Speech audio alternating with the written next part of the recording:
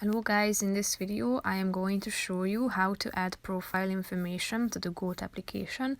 But first I just want to mention, don't forget to subscribe to my channel, because at 10,000 subscribers I am going to show you my whole YouTube revenue statistics and growth strategy, how to make money online. Now let's jump into it.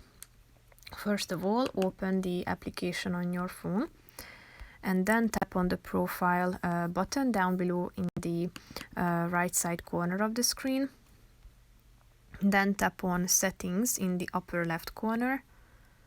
After that, tap on profile, and here you can set your profile picture. If you tap on it, you can select from two options. You can either select a picture from your gallery or take a picture with your phone. And then you can add your username if you want to just tap on it and change it.